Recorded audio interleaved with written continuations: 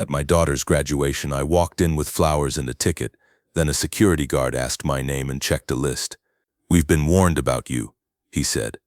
Through the glass doors, my ex-wife just watched. In that moment, I knew this wasn't about rules. It was about reputation. My name is Evan Mercer.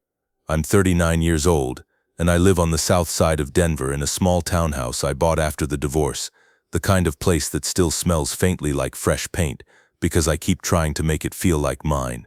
I work as an IT systems analyst for a regional hospital network. Nothing glamorous, but it pays the bills and it's steady. I'm the guy people call when a login doesn't work, when a server throws an alert at 2 a.m., when someone swears they didn't click the suspicious link even though we both know they did. I'm also a father. That part matters more than the job, more than the mortgage, more than the fact that I can troubleshoot a network outage faster than I can talk about my feelings. I have one daughter, Lily. She's 18, and she's graduating high school. That sentence still doesn't feel real in my mouth, like it belongs to somebody else's life.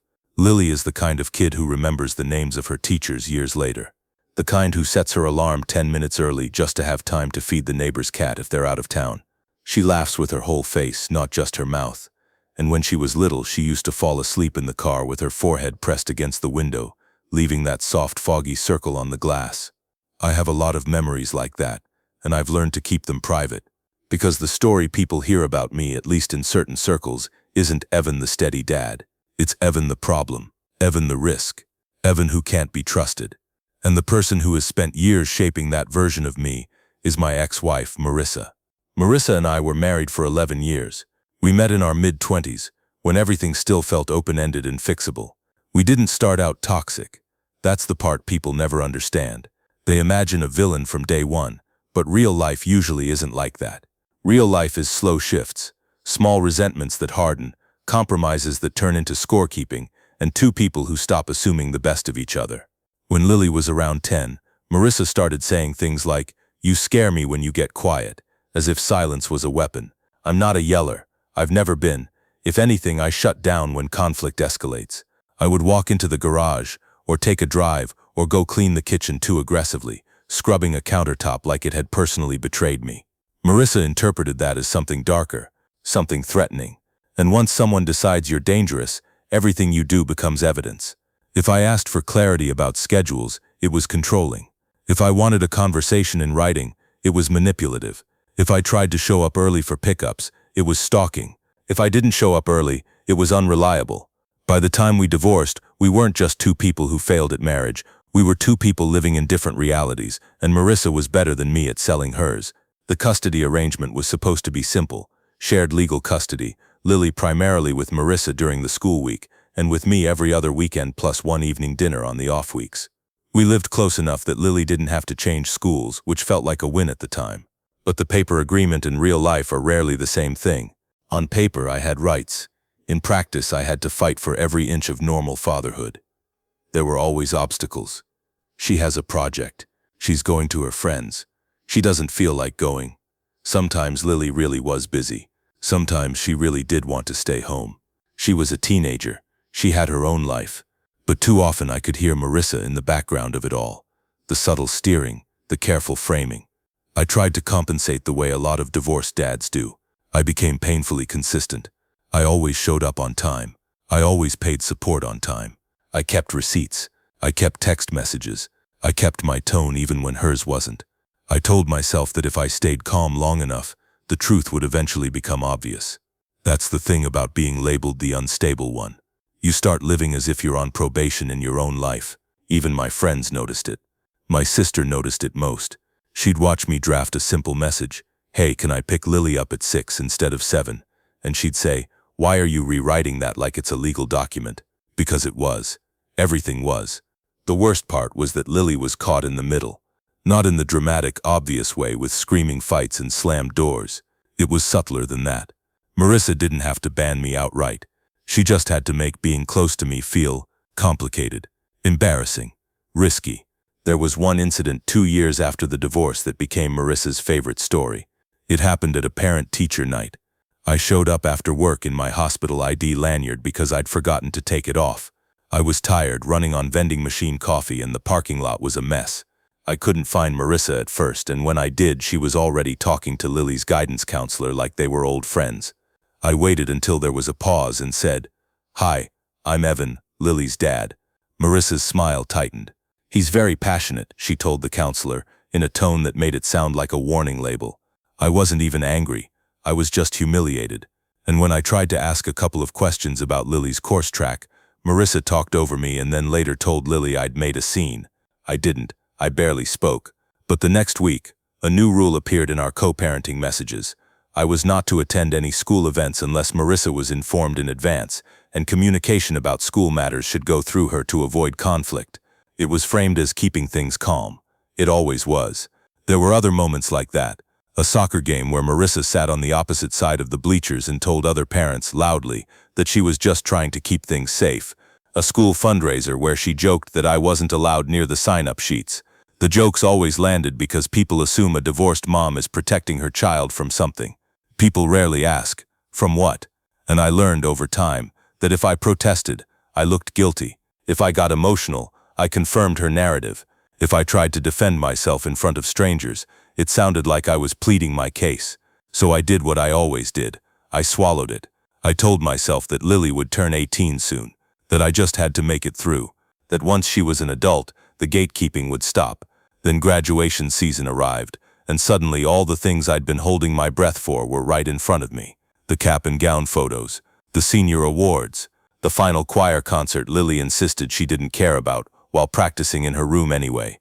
The little envelope from the school with ceremony details, parking instructions, and a reminder that tickets were limited due to venue capacity.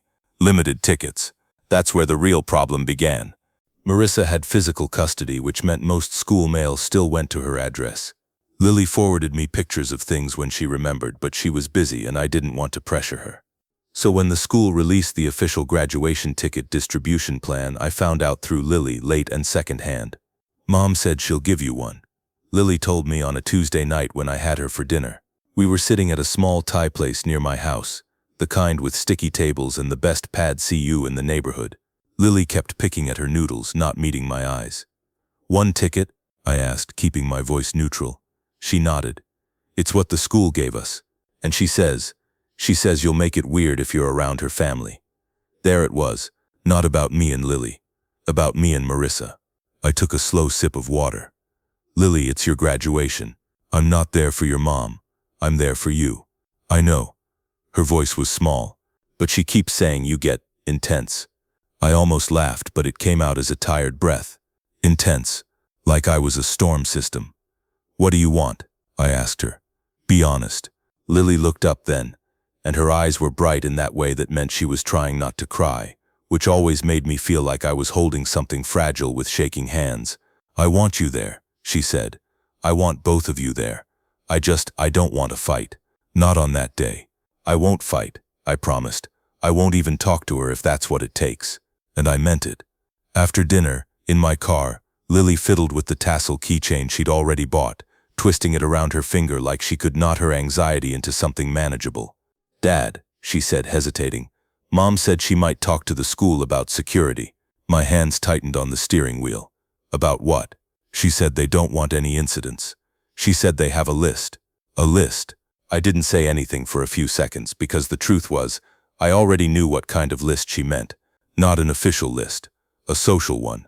The kind created by whispers and concerns, and someone emailing the right person with the right tone.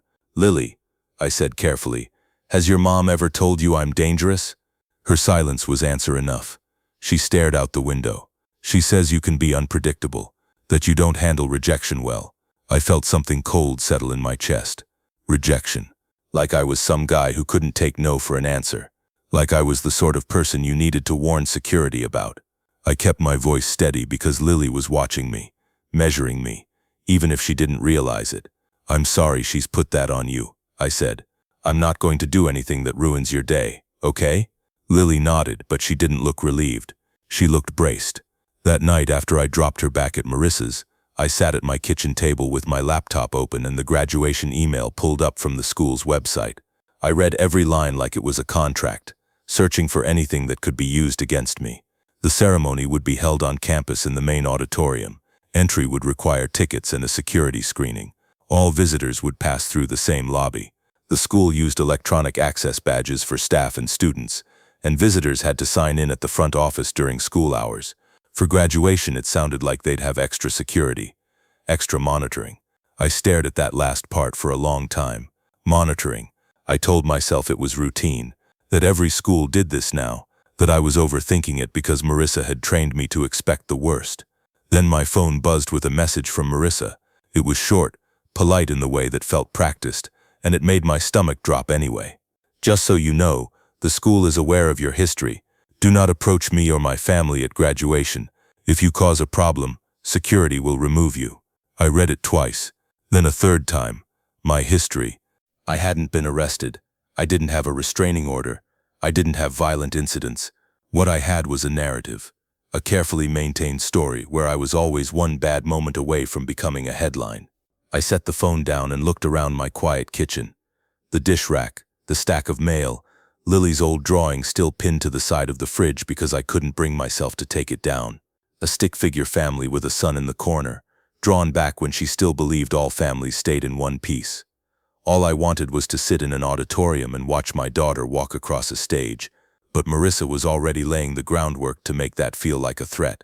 And the worst part was, I knew exactly how this would play out if I wasn't careful. A few words to the right staff member, a concerned expression, maybe a mention of safety, and suddenly I'd be treated like a problem before I'd even done anything. Still, I didn't respond to her message. Not that night. Because I'd learned that when someone is trying to paint you as unstable, your silence gets used against you, but your anger gets used even more. So I did what I always did. I stayed calm. I documented everything. I kept my plans simple. I was going to show up early. I was going to sit where my ticket allowed. I was going to clap when Lily's name was called. I was going to leave without making eye contact with Marissa if that's what it took. That was the plan. But as graduation week began, it became clear Marissa wasn't just trying to control my behavior. She was trying to control whether I could be there at all. By Wednesday, Marissa's message had metastasized into something bigger. It wasn't just one text anymore. It was a pressure system forming around the edges of the week, small signs that told me someone somewhere was already treating me like a risk.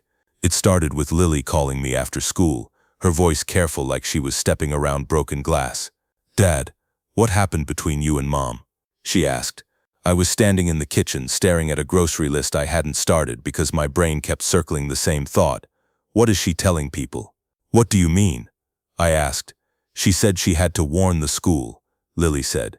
"She said they need to keep graduation safe, and she told Grandma, her mom, that you might try to do something." "Do something," I repeated slowly.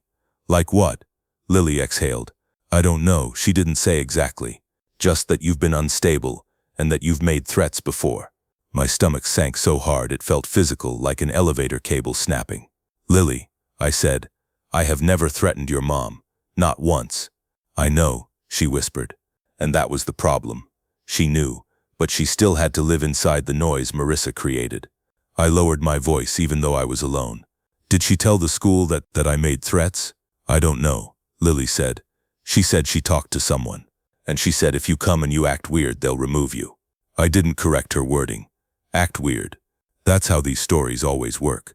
They never require you to break a rule, just to be perceived as suspicious by the right person at the right time. "Hey," I said gentler, "look at me. Graduation is about you. I'm not going to argue with anyone. I'm going to sit, watch you walk, and then I'm going to take a picture and tell you I'm proud of you. That's it." Lily was quiet for a beat, then said, "Okay."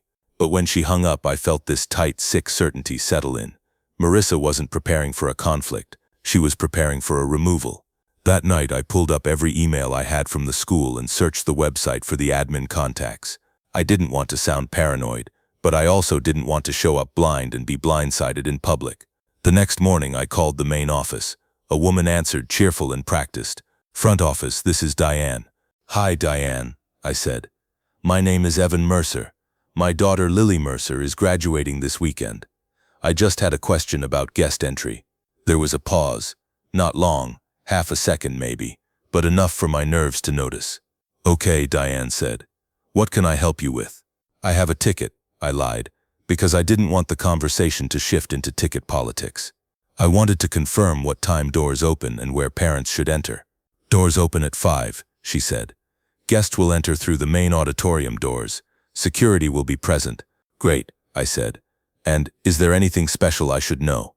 Any restrictions? Another pause. Slightly longer. I'm not sure what you mean, Diane said. I tried to make my tone light. I've heard different things from different people. I just don't want to show up and accidentally break a policy. Well, she said, and her voice tightened. Everyone needs to go through security screening. No large bags. No outside food. And guests need to remain seated during the ceremony. That's all? I asked. Yes, she said. That's all. I thanked her and hung up, but the pauses stayed with me. Maybe I was reading too much into it. Maybe Diane was just busy. Maybe my anxiety was now a lens that turned everything into a warning sign. Still, I couldn't shake the feeling that my name had already been mentioned in that building. And here was the most frustrating part. There was nothing I could do about it without making myself look exactly like the person Marissa wanted them to imagine. If I called and said, "Hey, has my ex-wife told you I'm dangerous?" I would sound unstable. If I showed up and asked to speak to the principal, I would look confrontational. If I did nothing, I might be walking into a trap. So I did the only thing I knew how to do. I prepared. I saved Marissa's text messages in a folder. I took screenshots. I wrote down dates and times. I printed out the custody agreement where it stated shared legal custody and my right to attend school events. I knew a printed sheet wouldn't stop a security guard from escorting me out, but I needed something that reminded me I wasn't crazy. Then, on Friday, Lily texted me. Mom says she can't find the extra tickets. My jaw tightened. Extra tickets was how Marissa always phrased it, as if my presence was a bonus feature, not a basic fact of Lily's life. I stared at the message, then typed back carefully. How many does your family have? A few minutes later. Mom, Grandma, Grandpa, Aunt Jenna, Uncle Rob, and Kyle. Kyle was Marissa's boyfriend, the one who'd been around for 3 years, long enough that people now spoke about him like he was part of the structure. So Marissa's family had 6 seats, and I was fighting for one. I sent Lily another text. I'm going to call the school about buying a ticket if there are any extras released. Lily replied almost immediately. Please don't. Mom will get mad. There it was again. The idea that Marissa's feelings were a weather system we all had to plan around. I won't cause problems, I texted back. I just want to be there. Lily didn't respond. That silence hit harder than an argument.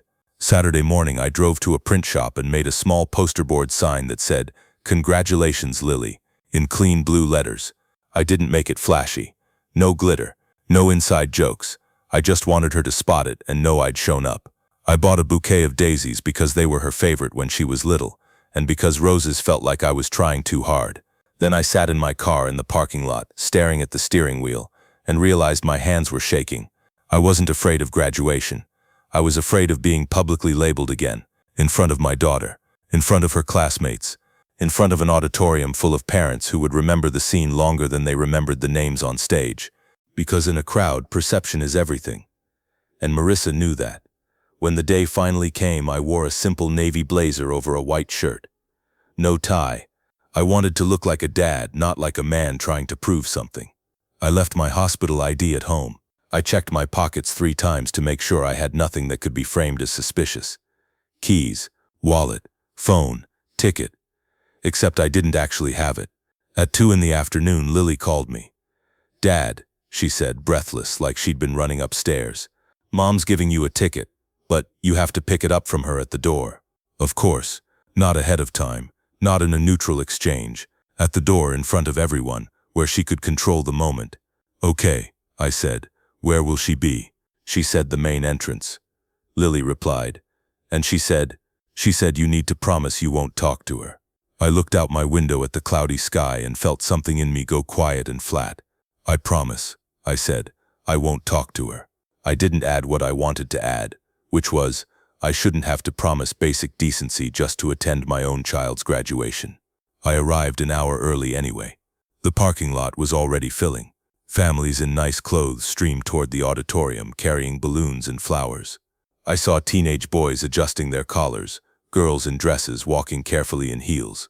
I saw dads slapping their sons on the back, moms fixing hair, grandparents moving slowly with that careful pride you only see at milestone events.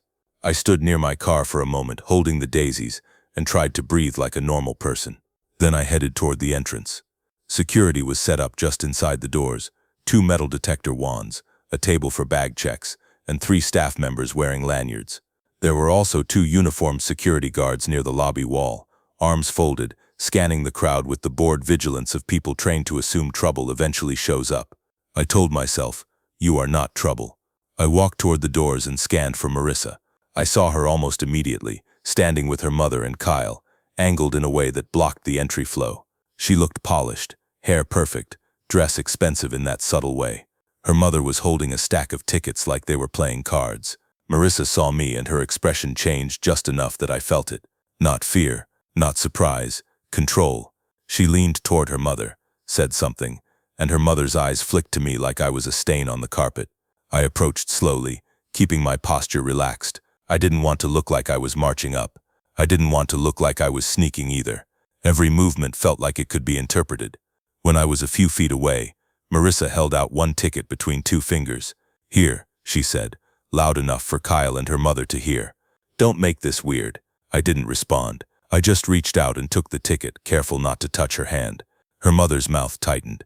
Kyle watched me with that calm, territorial confidence men get when they think they've replaced you. I turned slightly, ready to walk toward the security table. Evan, Marissa said. I stopped against my better judgment and looked back. Her eyes were hard, and there was something almost rehearsed in the way she spoke, like she was hitting marks in a script. They're aware, she said. So behave. I stared at her for a second, then nodded once. No argument, no emotion. I turned and walked away. And that's when I noticed one of the security guards watching us. Not casually, not like he was watching everyone. He was watching me. I kept walking, ticket in hand, bouquet tucked under my arm, trying to ignore the heat crawling up my neck. At the bag check table, a staff member smiled at the next family, then looked at me and hesitated.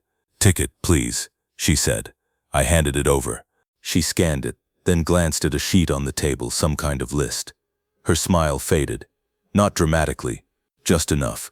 Sir, she said, can you step to the side for a moment? My heartbeat punched once, hard. Is there a problem? I asked quietly. It's just a quick check, she said, and her eyes flicked toward the uniformed guard. The guard started walking over. I swallowed and stepped aside, bouquet still in my hand like a prop that suddenly felt ridiculous. Sir, the guard said, stopping in front of me. What's your name? I told him. He nodded slowly, like he'd just confirmed something. Then he said the words that made the whole lobby feel smaller. Sir, we've been informed you may be a safety concern today. I felt the blood drain from my face. Around us, families kept streaming in. People kept laughing. Nobody knew, yet, that my daughter's graduation was about to turn into a scene. The guard's hand hovered near his radio, and behind him through the glass doors I could see Marissa watching, perfectly still, like she'd been waiting for this exact moment. For a second, I honestly couldn't speak. I stood there in the lobby with a graduation ticket in my hand and a bouquet of daisies tucked against my ribs like some parody of a proud parent. Families flowed around us in bright dresses and pressed shirts, the air buzzing with cameras and excited voices. And in the middle of all that, a security guard was looking at me like I'd shown up with something hidden under my jacket. A safety concern, I repeated finally. My voice came out low and controlled, but it sounded distant to my own ears. Yes, sir, the guard said. He was in his late 40s. Square shoulders, the kind of neutral face people practice when they deal with conflict all day. We were given information that you may cause a disturbance. I felt my throat tighten. By who? The guard didn't answer directly. He glanced toward the staff table, then back to me. That's not something I'm going to discuss. We just need to make sure everyone is safe. I looked at the staff member behind the table. She avoided my eyes. She wasn't enjoying this. That was obvious, but she wasn't stopping it either. Listen, I said, keeping my hands visible, palms open. I'm here to watch my daughter graduate. That's it. I'm not carrying anything. I'm not here to talk to anyone. I'm just here for Lily Mercer. You can check my pockets. You can wand me. Whatever you need. The guard's expression didn't change. Sir, I'm going to ask you to step outside with me. Outside. Not step over here. Not let's clarify this. Outside. My chest went cold. Why outside? I have a ticket. Because I need to speak with you away from the crowd, he said. I could feel eyes starting to turn. Not everyone. Most people were focused on their own families, but enough. A woman holding balloons looked over and then quickly looked away like she'd caught sight of something embarrassing. A man in a suit paused mid-sentence and watched for a beat, curiosity sharpening his face. This is how it starts, I thought. Not with handcuffs, with attention. I'm not refusing, I said carefully, but I want it noted that I'm cooperating. The guard gave a small nod, like he'd heard that line before. That's fine. Step this way. As we moved toward the doors, I couldn't stop myself from looking through the glass again. Marissa was still there. She stood near the entrance with Kyle and her mother, and she wasn't rushing forward, not arguing, not asking what was happening. She was watching with calm satisfaction, like a person watching security remove a drunk from a restaurant, like I'd proven her point just by existing. And then, as if she sensed my gaze, she lifted her phone and started recording. A hot surge of panic flashed through me, not because I was doing anything wrong, but because I knew what that video would become. A silent clip of me being escorted out. No context, no audio of me speaking calmly, just visuals. Dad removed by security, dangerous father escorted out. Proof. The guard pushed the door open, and cool air hit my face. Outside, the noise dulled. The parking lot stretched out with cars and families still arriving. A couple of students in caps were taking photos near the entrance, laughing, their tassels bouncing. The guard stopped just beyond the doors and turned to face me. "Sir," he said, "I'm going to ask you to leave the premises." The words hit me like a slap. "Leave? Are you serious?" "Yes," he said. "We have an event with minors present.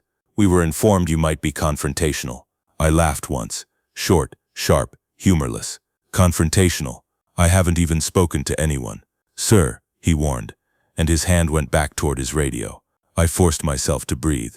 "Okay," I said. "Then tell me what policy I violated. Tell me what rule I broke." The guard's eyes narrowed slightly, the way people do when they're choosing between being empathetic and being firm. He went with firm. "This isn't about a rule you broke," he said. "This is about preventing an incident. Preventing an incident. In other words, you don't have to do anything. We already decided you might." I looked past him at the doors. "My daughter is inside. She wants me here." The guard didn't flinch. "Sir, if you don't leave, I will have to escort you off property." "I'm already being escorted," I said, and my voice cracked on the last word. I hated that it did. He ignored that. "Do you have identification on you?" "Yes," I said, pulling my wallet out slowly. I handed him my driver's license. He glanced at it, then at a clipboard he'd brought out from inside. There was a list.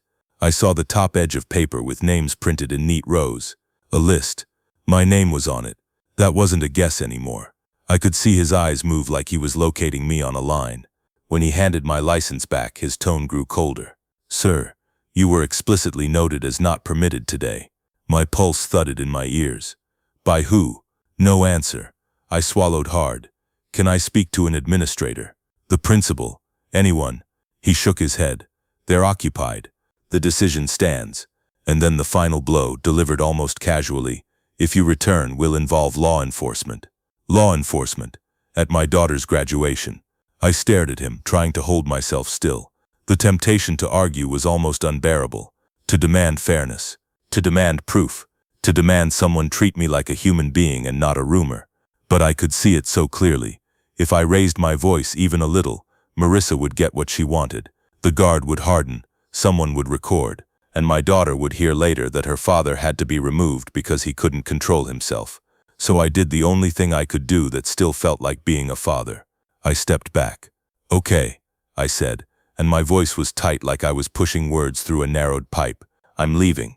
But I wanted on record that I came peacefully, with a ticket, and I was denied entry without cause." The guard nodded as if that was meaningless. "You can contact the school after the event." After the event. After Lily walked. After the moment. I turned and walked away from the doors, bouquet still in my hand, ticket crumpled slightly from how hard I'd been gripping it. I made it to the curb before my phone buzzed. A call from Lily. I answered instantly. "Lily. Dad, where are you?" Her voice was frantic, breathless. I could hear echoing in the background, like she was in a hallway. "Mom said you were causing problems. She said security had to stop you." I closed my eyes. "Sweetheart," I said, "I didn't cause problems. I didn't do anything." I walked in, and they told me I was a safety concern. They asked me to leave. There was a silence, and then her voice broke. "They made you leave?" "Yes," I said. "I'm outside. I'm in the parking lot. I'm coming out." she said immediately. No, I said, sharper than I meant to. Then I softened. No, Lily, don't, please, not like this. But it's not fair, she whispered. I know, I said, and my throat burned. But if you come out, your mom will turn it into a bigger scene. She'll say I pulled you away. She'll say I manipulated you. I don't care what she says, Lily snapped, and that flash of anger sounded like me in her voice, in a way that both hurt and comforted. I do, I said quietly, because today is yours. I will not be the reason your graduation becomes a fight. Another pause, longer this time. I could imagine her standing somewhere in a corridor in her cap and gown, clutching her phone with trembling fingers, trying to decide whether she was a daughter or a referee. I wanted you to see me walk, she said, and her words were small and raw. I wanted that too, I said, more than anything. Her breathing hitched. Mom said you've been stalking her. She said you showed up at her work. She said you sent threats. My blood went ice cold. Lily, I said very carefully, that is not true, none of it. She said she had to protect us. Lily continued, and I could hear the confusion fighting with what she already knew of me. And when security stopped you, she said it proved she was right. Of course she did. I gripped the phone harder. Lily, listen to me. I need you to stay calm. I need you to do your graduation. I will be okay. But will you be there after? She asked. Yes, I said, though I didn't know what after even looked like now. I'll be waiting outside. I'll find a spot near the parking lot. I'll see you when you come out. There was shuffling on her end. A voice in the background. Marissa, I was almost certain, calling her name sharply. I have to go, Lily whispered. I love you, I said quickly. I love you too, she said. And then the line went dead. I stood there in the parking lot, staring at the entrance that I wasn't allowed to enter, watching families move like nothing had happened. And then my phone buzzed again. This time it was my sister, Tessa. I just got a weird message from Mom, she said without preamble. She said you got kicked out of graduation because you threatened Marissa. Evan, what the hell is going on? So it had already spread. Marissa wasn't just removing me from the building, she was narrating it in real time. I didn't threaten anyone, I said. My voice sounded too calm, like my body had decided shock was safer than anger. Tessa swore softly. Okay, where are you? In the parking lot, I said. Stay there, she said. I'm coming. Tessa, don't. I'm coming, she repeated. And there was steel in her voice. Do not leave. If this turns into your word against hers, you're going to lose again. I swallowed. I'm not trying to start something. You didn't start it, she said, but you're going to finish it. I ended the call and leaned against my car. That was when I noticed something else. 2 staff members had come out of the entrance and were talking near the doors, looking toward the parking lot. One of them pointed, subtle but unmistakable. Then the guard I'd spoken to stepped outside again and scanned the lot until his eyes landed on me. He didn't approach this time. He just watched, arms folded, like he was waiting for me to do something. I opened my car door and sat inside, forcing myself to keep my movements slow. I placed the daisies carefully on the passenger seat, like they were delicate, like they hadn't just become a symbol of everything I was losing. Through the windshield, I could see parents going in. I could see a few of Lily's classmates laughing, running toward the doors. I imagined Lily inside, lining up with her class, trying to hold her composure while her father was being treated like a hazard outside. And I realized something with sudden clarity. This wasn't just about humiliation. This was about control of the story. If Marissa could establish publicly that I was dangerous, then it didn't matter what I said after. People would remember the image, security removing the ex-husband. They would assume the worst. They would fill in the blanks with whatever made sense to them. And Lily, my daughter, would be pressured to accept that version too, because it would be easier than fighting the entire room's perception. I sat there, breathing in shallow pulls, and my mind did what it always did when emotion became too heavy. It shifted into analysis. I worked in systems, in logs, in access records, in timestamps and entries and exits. Schools ran on systems too. They had visitor sign-ins. They had email trails. They had badge access for staff and sometimes for students. They had cameras even if nobody wanted to talk about cameras until they had to. They had records. And suddenly I wasn't thinking about how to defend myself with words. I was thinking about how to prove the truth with data. Because Marissa's entire power came from the fact that her accusations lived in the air. Unverifiable, emotional, slippery. She didn't need evidence. She just needed concern. But if there was one thing I knew from my job, it was this. When people lie, they always assume systems won't be checked. They assume nobody will pull the logs. I looked at the auditorium doors again, at the steady stream of people, and my hands slowly stopped shaking. If Marissa had warned the school, there would be a record of that warning. An email, a phone call note, a meeting. If she claimed I'd stalked her at work, there would be something. Times, locations, cameras, witnesses. And if she claimed I was unpredictable, then the easiest way to dismantle that would be to show exactly who had been where, and when, and what actually happened on the day she said she needed protection. The problem was, I didn't have access to any of it. Not yet. My phone buzzed again, and this time it was a text from an unknown number. Leave before you embarrass Lily more. No name, no signature. But I didn't need one. I stared at the screen until my eyes stung. Then I set the phone down, started the car, and drove to the far edge of the lot where I could still see the exit doors but wasn't under the guard's direct gaze. If I was going to lose my seat in that auditorium, I was at least going to be the first face Lily saw when she came out. I sat there as the sun dipped lower, listening to distant muffled sounds through the building walls, music cues, announcements, applause that rose and fell like waves. Each burst of clapping felt like a reminder. Time was moving without me, and I kept thinking, over and over, about one detail that wouldn't leave my mind. The guard hadn't said, "We're worried you might be a safety concern." He'd said, "You were explicitly noted as not permitted." That meant someone had taken action ahead of time. Someone had put my name on a list, and I had a sinking suspicion Marissa hadn't just told the school I was difficult. She'd told them something specific enough to justify banning a parent from graduation, which meant the truth wasn't going to come out through pleading. It was going to come out through paperwork. And as the applause inside swelled again, louder, longer, I knew exactly what that meant. Lily was walking across that stage without me, and I was done letting Marissa write the story. The doors finally opened in a flood. A wave of families poured out into the evening air, laughing, crying, shouting names, holding up phones like the world would end if they didn't capture every second. The parking lot turned into a moving collage of bouquets and balloons and camera flashes. I stepped out of my car and stood near the walkway, daisies in one hand, my little sign in the other. My heart was doing that ugly, frantic thing where it couldn't decide if it wanted to sprint or collapse. Then I saw her. Lily came through the doors with her cap slightly crooked, gown swaying around her legs, her face bright and wet at the same time. She was smiling, really smiling, until her eyes landed on me. And then that smile changed into something more complicated, like relief and pain trying to share the same space. She broke away from her group and walked fast toward me, almost running. "Dad," she said, and the word cracked. I opened my arms and she stepped into them, and I held her the way you hold someone you almost lost. I felt her shaking. I could smell hairspray and the faint, powdery scent of her makeup. "I'm proud of you," I whispered into her hair. "I'm so proud of you." She pulled back just enough to look at me. "You didn't get to see it." "I know," I said. Her eyes flashed with anger. "It wasn't fair." "Mom, not now," I said softly. "Not tonight. Tonight is for you." Her throat worked like she was swallowing something bitter. Then she nodded once, like she was agreeing to a truce she didn't want. I handed her the daisies. She hugged them to her chest. "I made honor roll," she said suddenly, like she needed me to hear something good to cover the wound. My chest tightened. "I knew you would.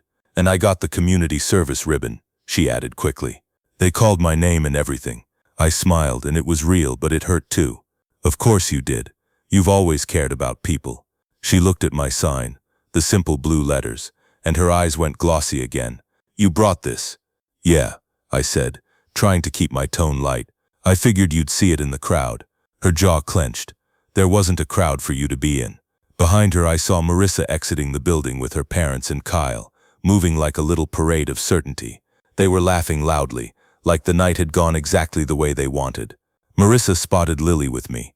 Her face hardened instantly, and she started walking toward us. I felt Lily tense beside me. Her shoulders lifted like she was bracing for impact.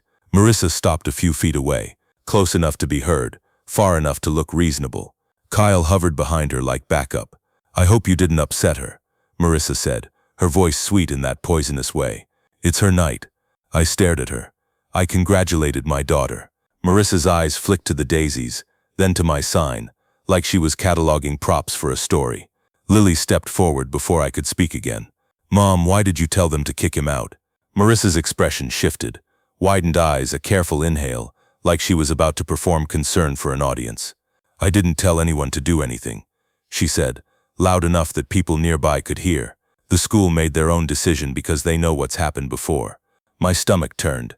"What's happened before?" I asked, unable to stop myself. Marissa's mother made a small noise of disgust. "Don't," she muttered, like I was trying to start something.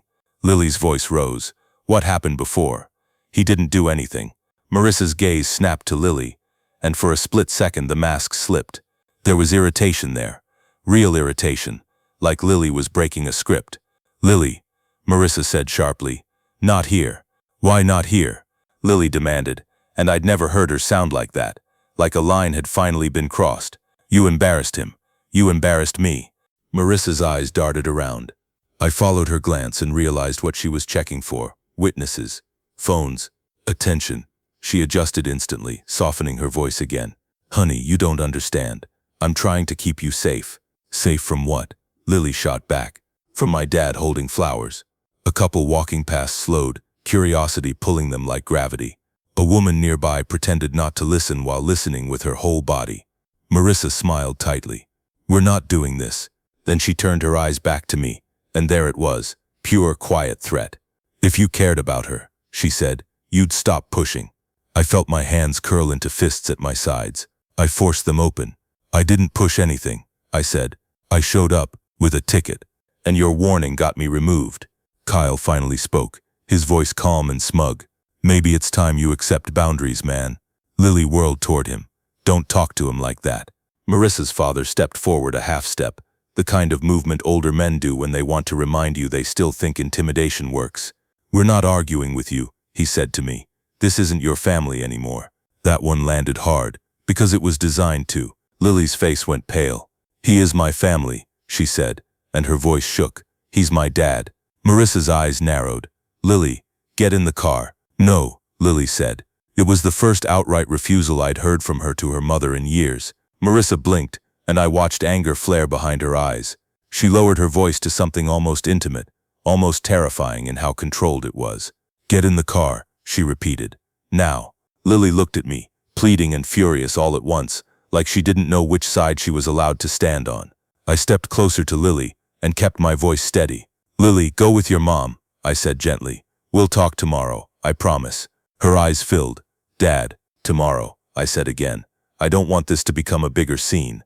Marissa took Lily's elbow, not rough enough to be obvious, but firm enough to be ownership, and guided her away. Lily didn't fight, but she looked over her shoulder the whole time, like she was being pulled from something unfinished. Before Marissa got into her car, she looked back at me one last time, and she smirked. Not a big smirk, just a small private one. The kind that said, "I can do this whenever I want." Then she got in, and they drove away with Lily in the back seat, still holding the daisies I'd given her.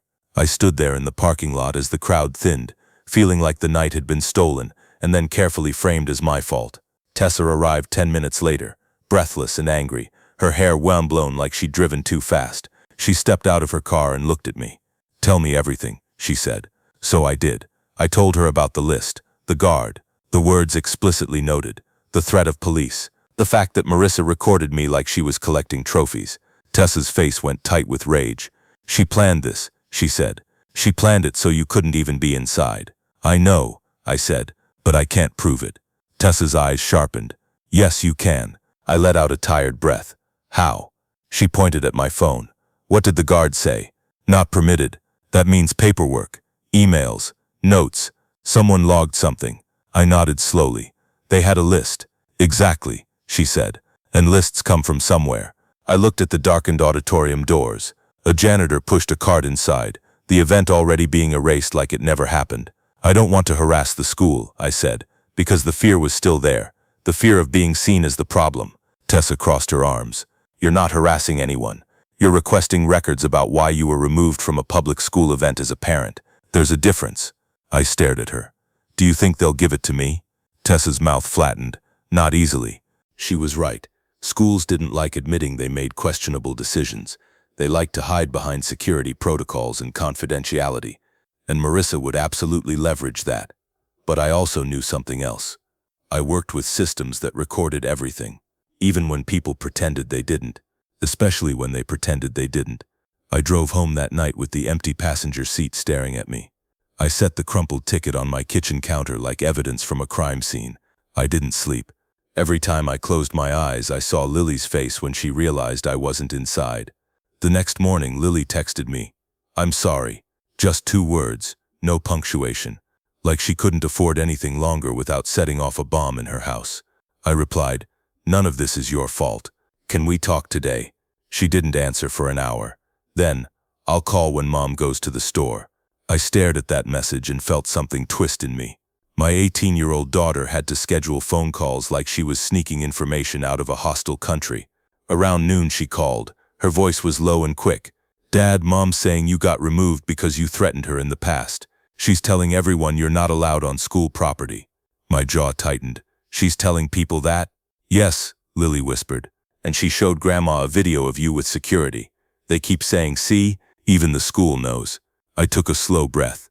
"Lily, did the school ever contact you about me being banned?" "No," she said. "No one said anything to me. I only found out because Mom was talking about it." That detail lit something up in my mind. They didn't tell Lily.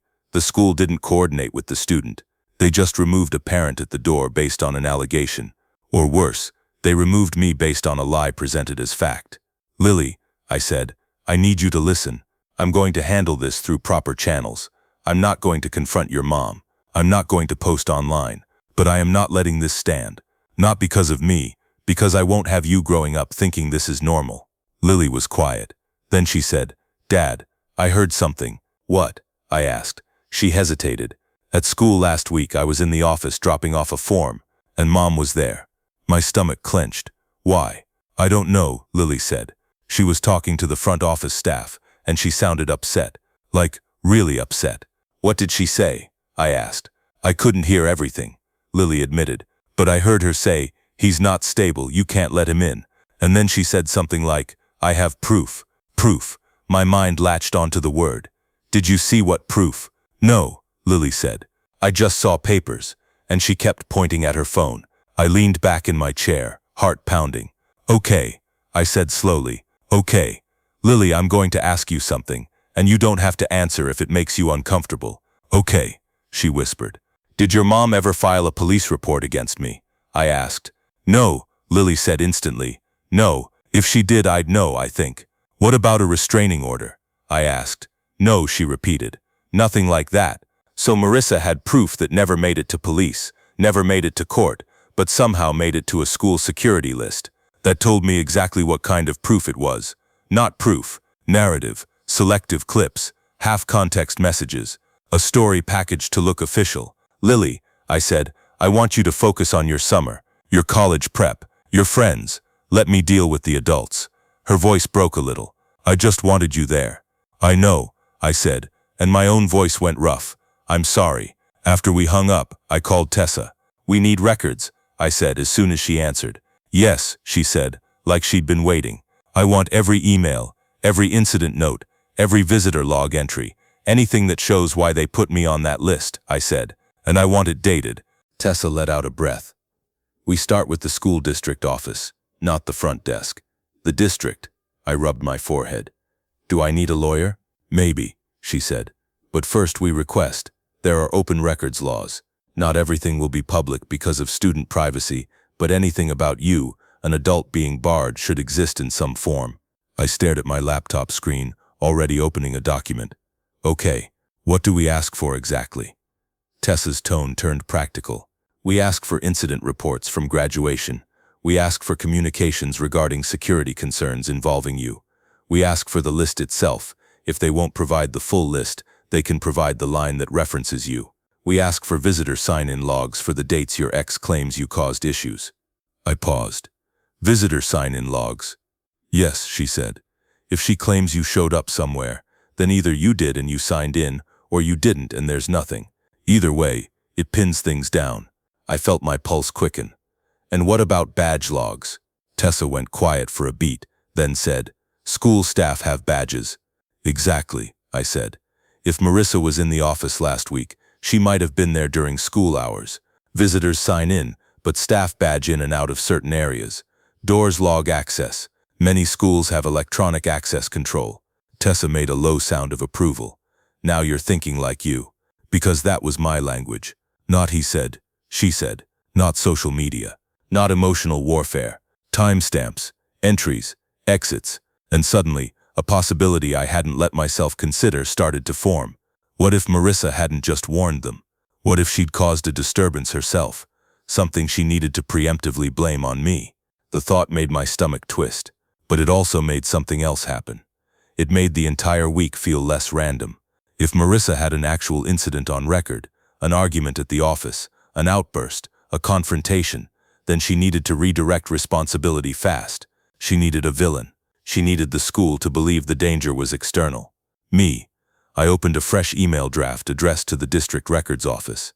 My fingers hovered over the keyboard. For a moment I hesitated, not because I didn't want the truth, but because I knew what would happen once I went down this road. You don't request records unless you're willing to read what comes back. You don't pull logs unless you're ready to see names and timestamps that change relationships permanently. I thought of Lily, sitting in her room with daisies on her dresser, and a mother telling her that her father was unsafe, and I hit send. Over the next few days, the silence from the district was its own kind of answer. No quick reassurance, no apology, just automated replies, and we received your request emails that sounded like they were written to discourage persistence. Meanwhile, Marissa kept talking. I found out from my mom, my own mom, that Marissa had called her. She's just worried about Lily, my mom said hesitantly, like she was trying to be fair. She said you've been unstable. I almost laughed at the absurdity. Mom, did she give you any specifics? She said you've been showing up places, my mom replied. That you've been watching. Watching.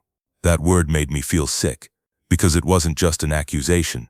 It was a category, a type of man society already fears. I haven't shown up anywhere, I said, voice tight. I go to work and I come home. My mom sighed. I believe you. But Evan, people talk. I know, I said. That's why I need facts. That night Tessa called me again. I got a name, she said. My chest tightened. A name. A friend of a friend works in the district office, she said. She can't give us records off the books, but she told me something interesting. What? I asked. There was an internal message sent to security before graduation, she said. Not a district-wide bulletin, a targeted note. And your name was in it. My mouth went dry. Can she forward it? No, Tessa said. But she said it referenced an incident and documentation, and it named Marissa as the reporting party. I stared at the wall, feeling anger rise like heat. So she officially reported me. Yes, Tessa said. And whatever she claimed, it was enough to get you flagged. I breathed in slowly.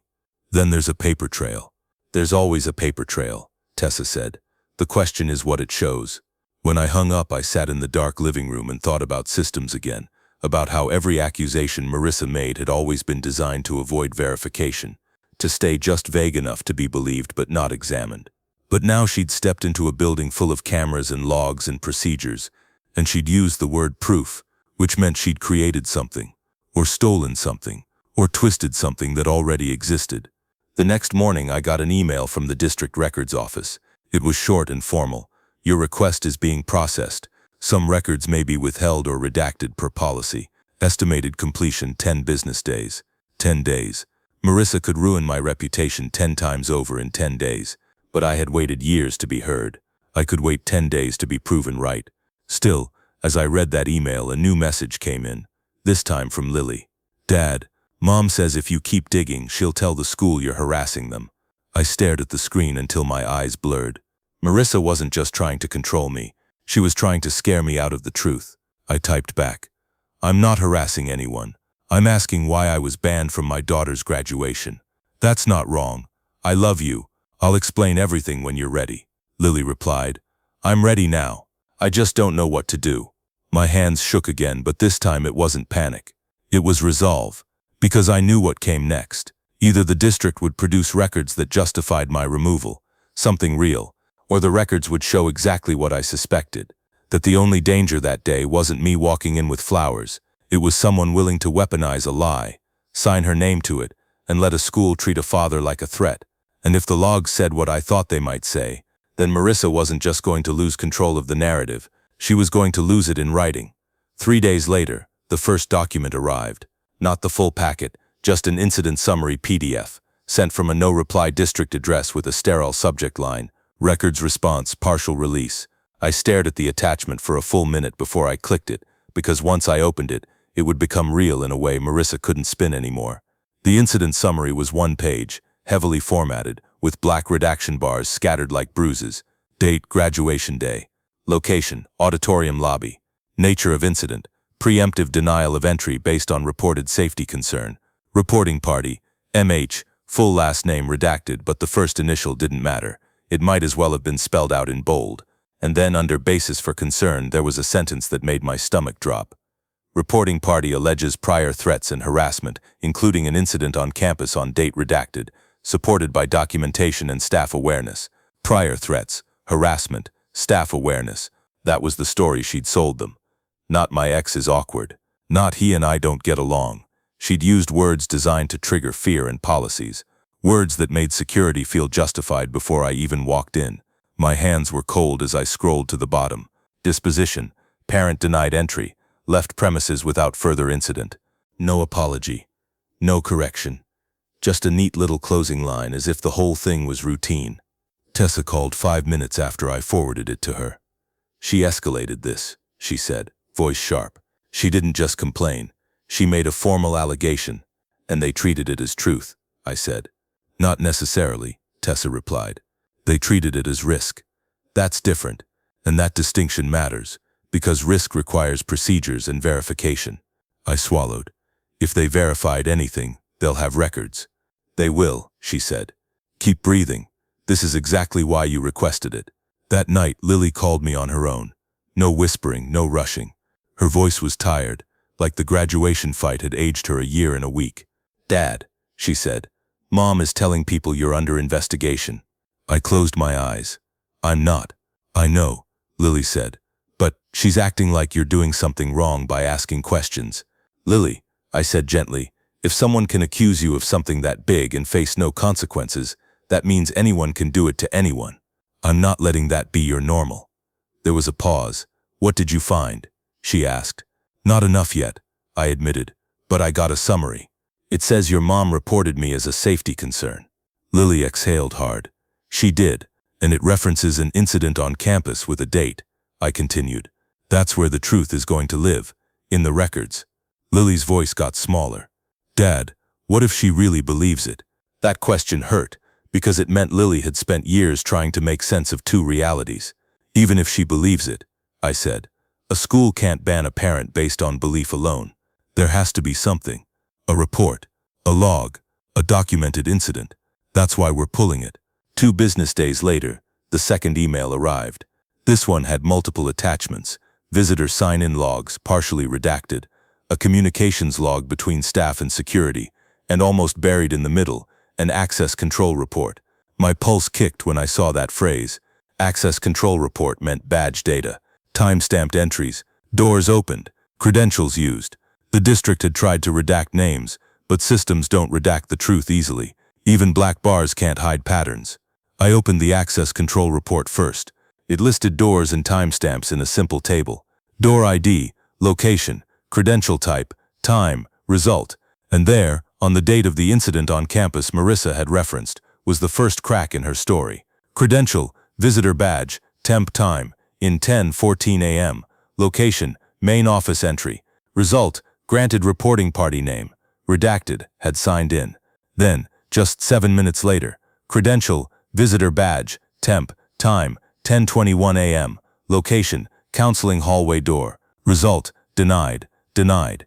And then again, time, 10:23 a.m. Location, counseling hallway door. Result, denied. Time, 10:24 a.m. Location, counseling hallway door. Result, denied. 4 attempts in 10 minutes to access a restricted hallway. A hallway parents weren't allowed into without escort. I didn't breathe until I found the next line. Time, 10:26 a.m. Credential, staff badge. Location, counseling hallway door. Result, granted a staff member opened the door from the other side, likely responding to the commotion. And then the part that made my skin prickle. Time, 10:29 a.m. Credential, visitor badge. Temp, location, main office exit.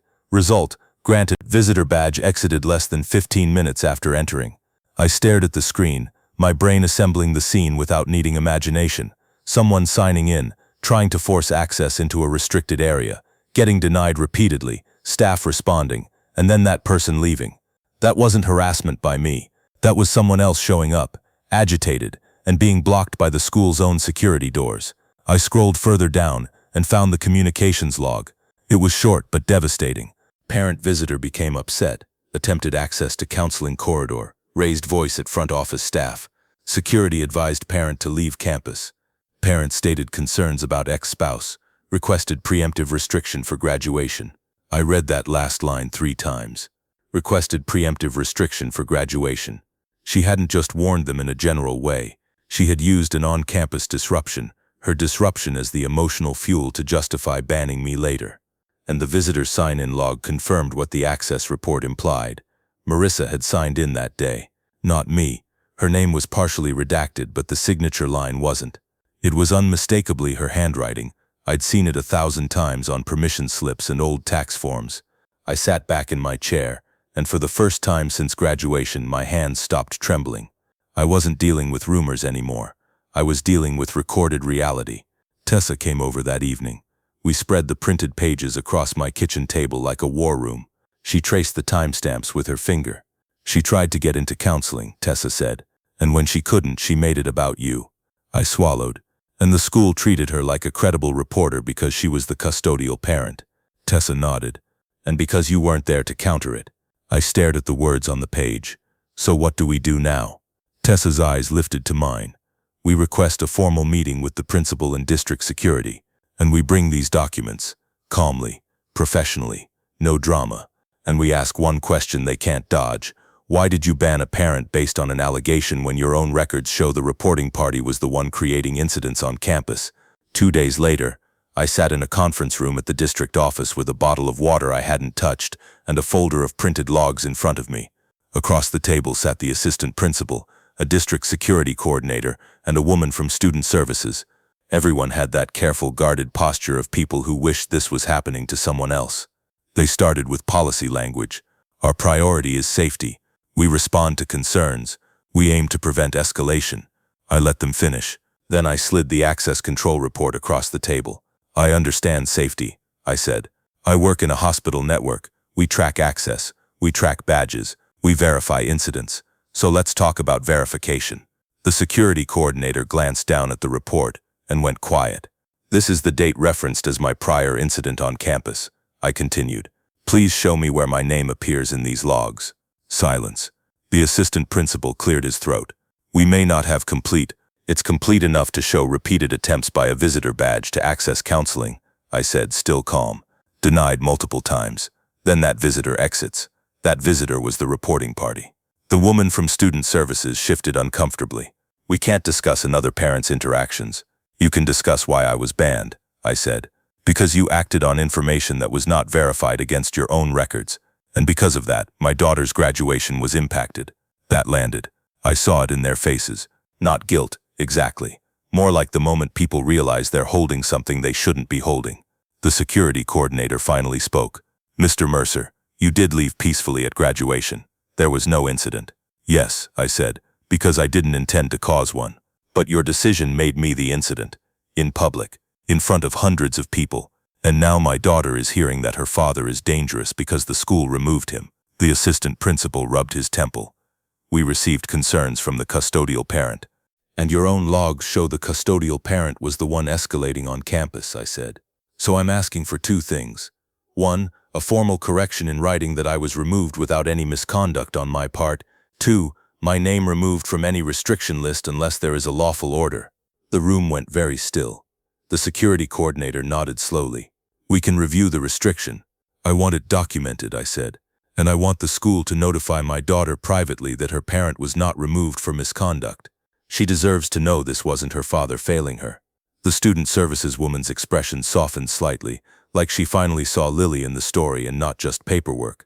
We can arrange communication with the student, she said quietly. When the meeting ended, nobody apologized outright. Institutions rarely do, but 2 things happened within the week. First, I received a letter on district letterhead stating that I had been denied entry as a precaution, that I did not engage in misconduct, and that there was no active ban against me from future events unless new verified concerns arose. Second, The school's security coordinator emailed the auditorium staff and front office a clarification that removal of entry for graduation was not to be interpreted as a finding of wrongdoing. It wasn't justice the way movies do it. No public announcement, no dramatic confession, but it was the kind of justice that matters in real life, the truth in writing, placed into the same system that had been used against me. Marissa found out fast. She called me 3 nights later. I hadn't heard her voice directly in months. The number lit up on my phone like a flare. I answered on speaker with Tessa sitting beside me. "What did you do?" Marissa hissed. I kept my voice level. "I requested records." "You're trying to ruin me," she snapped. "I'm trying to stop you from ruining me," I said. "There's a difference." Her breathing was sharp. "You're obsessed. This is exactly why I warned them." I looked down at the access log on my table. "Marissa," I said, "the badge logs show you tried to force access into counseling. The visitor logs show you signed in. The communications note says you raised your voice and demanded they restrict me." Silence. Not a pause to think. A pause because the script failed. "You're twisting it," she said finally, but the confidence was gone. "I don't have to twist anything," I replied. "It's time-stamped." She switched tactics instantly. "Lily doesn't need this. You're dragging her into adult conflict. You dragged her into it when you got her father removed from graduation," I said, still calm. "I'm cleaning up the mess you made." Marissa's voice rose. "You're punishing me because I'm protecting my child." Tessa leaned closer and spoke into the phone, crisp and cold. "Protecting a child doesn't require lying to security. If you keep spreading claims that Evan is dangerous, we'll pursue a formal remedy. And we have records." Marissa went quiet again. Then she said, "You think you won?" I stared at my kitchen wall, at Lily's old drawing still pinned to the fridge. "This isn't about winning," I said. "It's about reality." I ended the call before she could pull me into the usual spiral. The hardest part was Lily. I didn't want to shove documents in her face like proof in a courtroom.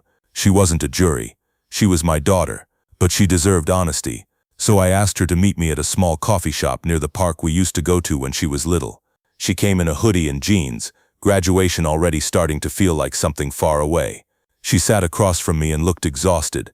"I saw Mom cry," she said before I could even speak. "She says you're attacking her." I nodded slowly. "I'm not attacking her. I'm defending the truth." Lily's eyes filled, but she didn't look away this time. "Did she lie?" she asked. I took a breath. The school logs show she went to the office and tried to get into counseling. They show she asked them to restrict me. And they show I didn't do anything wrong at graduation. Lily swallowed hard. "So she made them think you were dangerous." "I think she made them afraid," I said carefully. "And when adults get afraid, they choose the easiest option. They remove the person they didn't know." Lily's hands clenched on her cup. "Why would she do that?" I didn't answer with anger. I answered with the simplest truth I could live with. "Because control feels like safety to some people," I said. "And because she thought nobody would check." Lily blinked, and tears finally fell. "I hate that I didn't stand up for you," she whispered.